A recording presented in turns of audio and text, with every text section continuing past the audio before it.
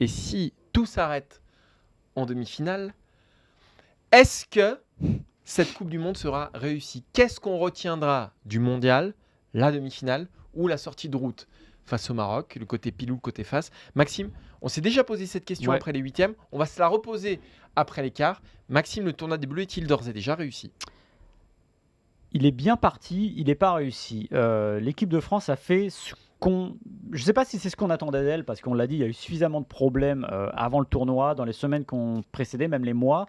Elle est en demi-finale, c'est déjà un accomplissement XXL, et Didier Deschamps peut avoir une forme de satisfaction du devoir accompli. Or, le devoir accompli, il est dans 2 matchs au final, c'est-à-dire de gagner un 2e titre de champion du monde d'affilée, une 3e étoile qui serait évidemment exceptionnelle.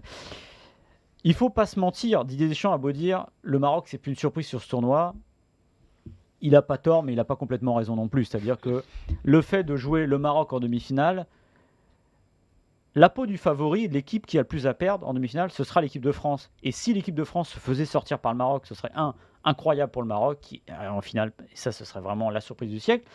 Mais on ne pourrait pas s'empêcher de penser que cette équipe de France a péché quelque part. Parce que, bah oui, sur le papier, sur le terrain, c'est pas toujours la même chose, mais sur le papier, il se trouve que l'équipe de France est favorite. Et j'estime et j'imagine qu'à la lecture de ce qu'on aurait, hormis si le Maroc gagne 4-0 contre les Bleus, que le Maroc est champion du monde derrière, peut-être qu'on dirait, ah oui, on a été victime d'une génération incroyable et du premier champion africain de l'histoire. Mais à cette heure, on ne peut pas encore avoir cette grille de lecture et il est difficile d'imaginer que mercredi soir à 23h, ou peut-être un peu moins, peut-être 22h, on se dirait bravo quand même les Bleus. Ça me paraît quand même assez inimaginable à cette heure-là. Oui, parce que je suis d'accord avec toi. Il faut bien se rendre compte des forces en présence.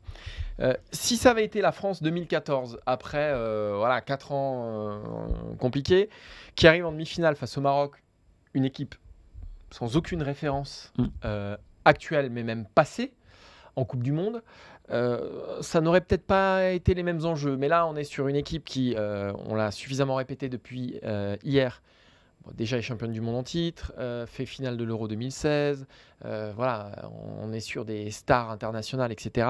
Face à un Maroc qui n'a jamais rien gagné en Coupe du Monde, qui n'était même jamais allé en quart de finale. Donc effectivement, perdre en demi face au Brésil, même face à l'Argentine, face à l'Espagne, face au Portugal, même d'une certaine façon face à l'Allemagne en début de tournoi, c'était beaucoup plus acceptable. Et finalement, l'équipe de France ne s'est jamais retrouvée dans cette situation-là, face à une équipe aussi petite, entre guillemets. Elle a grossi au fil de la compétition, mais bon, si on les prend au tout début du tournoi, le Maroc ne pèse pas grand-chose. Et donc, une sortie de route, même en demi-finale face au Maroc, resterait pour moi un échec, compte tenu du pédigré des Bleus, compte tenu du pédigré du Maroc, et même compte tenu de ce qui s'est passé jusqu'ici.